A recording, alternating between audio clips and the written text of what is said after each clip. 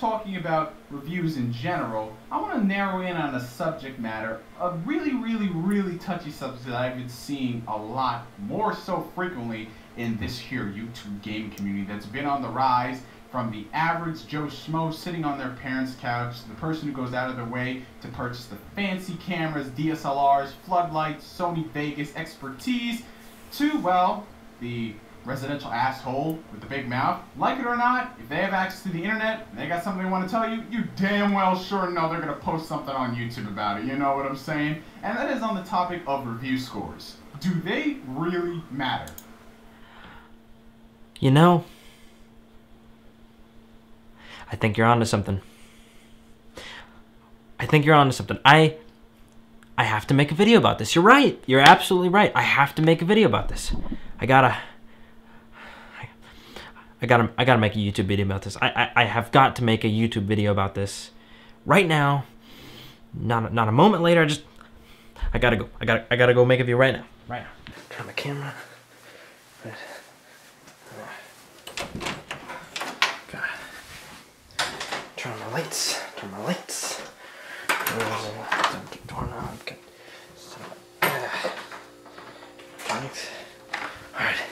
Alright. Camera. Switch on.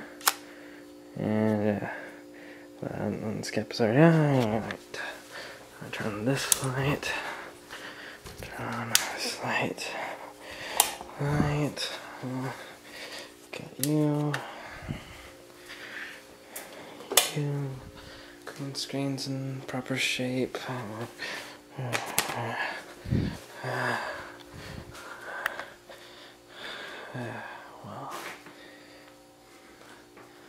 Alright. Time to make a video. Hey everyone, this is the Binge blog. First and foremost, I want to give a big shout out and thanks to NGS for the topic of discussion as well as his awesome videos. Here at Game Binge, we're big fans of his work. Second of all, I would like to remind all of you that we're having our live stream later today at 6 o'clock Central Standard Time, 7 o'clock Eastern. I will be joined by JGG, Chetwin, and my friend Chris J. And last but not least, I would like to remind you that this Monday we will be coming out with another episode of Review This. This time we're going to be reviewing Gears of War Judgment. Alright, let's kick this video off. Are review scores relevant for video games? In my opinion, yes and no. In some ways they are relevant, but in other ways they are extremely irrelevant and used to destructive means that can only hurt the gaming culture. First, let's talk about relevance. Review scores are relevant when they are used to gauge whether a game is generally playable, to gauge whether the majority of people will enjoy them. For instance, Postal 1, 2, and 3, all Postal games get a 50 and below. I haven't checked them in a while, I just know they get a 50 out of 100 and below. That's pretty bad. Most people will not enjoy Postal games. They are patently offensive, first of all. They are poorly designed. They are extremely behind in graphics as well as mechanics as well as everything. And fourth, they are a running joke in the industry. Alright, so Postal, most people are not going to like those games. However, when you take a game like Halo scores 80 to 100. Generally in the 90s, 92, 94, something like that. Sometime in the 80s, 85, 87. But generally they're around those 80s and 90s range. They score extremely high. That's because most people are going to enjoy Halo games. They are well polished, well built. They have great cinematic experiences. They're fun for most people out there. You know, there's some that won't enjoy them, but most people who don't enjoy them will still admit that it's a good game, and it's a well-designed game at that. So, you know, in general, they score extremely high. They score 80 to 100. Not really much below that. Rarely do they get below that. That's because these games appeal to most people. They're extremely fun to most people. They're well crafted. And this is seen just by playing the game. Just by playing the game, we can, pretty much all of us, see that this is a well-crafted game. And that's what review scores should mean. They should be used as a broad tool to decide whether this game will most likely be appealing to you.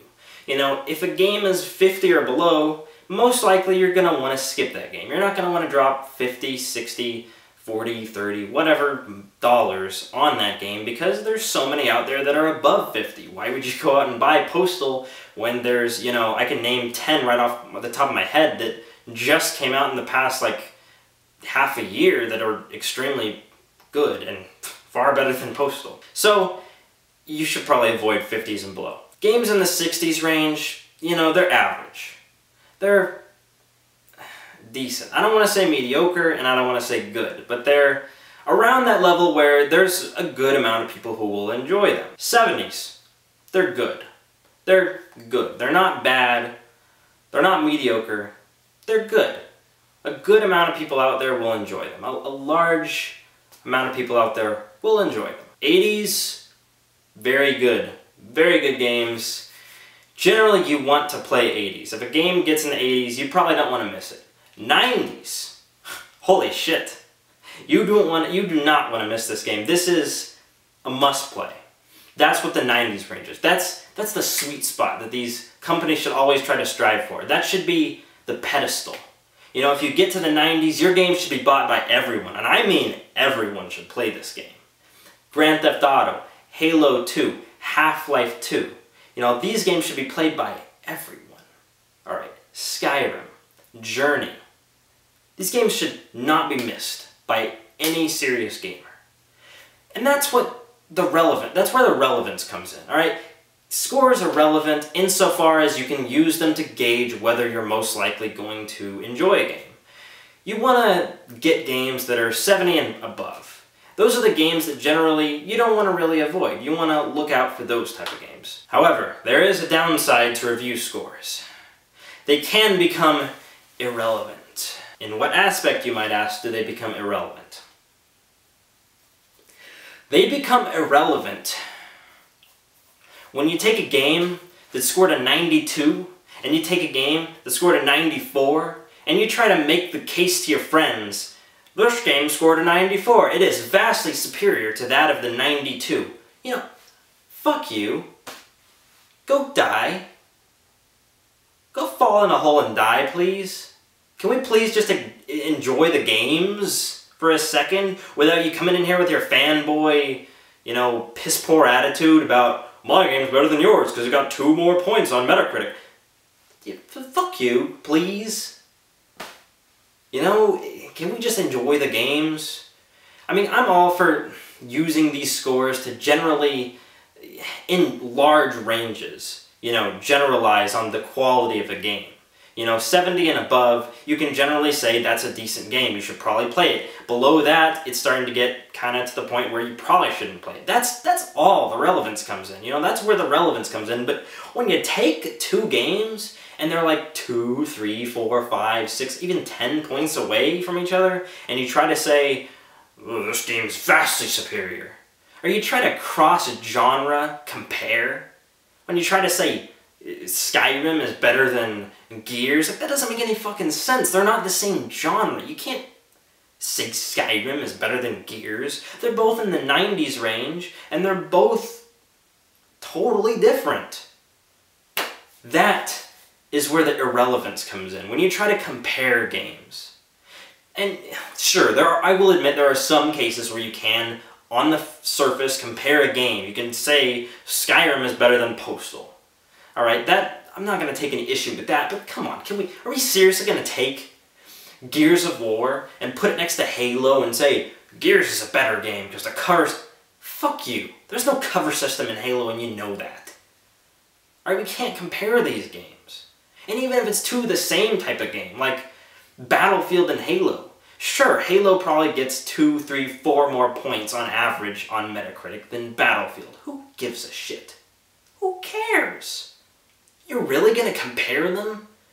Because one got a few more points? There's so many factors that goes into these reviews. So many factors. Some people rate, like some companies rate on a totally different way than other companies. IGN may have a different criteria than GameSpot.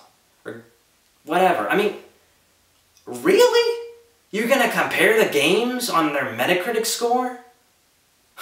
Because one has 3 or 4 more points? I mean, okay, at this point I'm rambling. You get the point. It's ridiculous.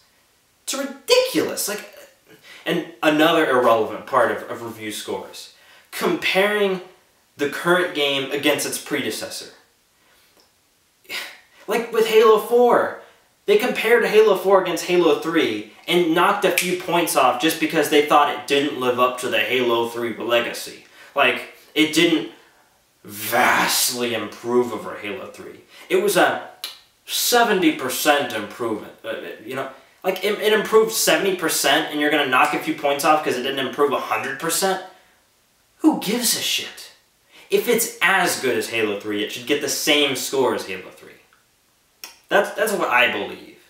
You know, in comparison anyways. Like, this generation Halo 4, in accordance with this generation, is just as good as Halo 3 was in accordance with its generation.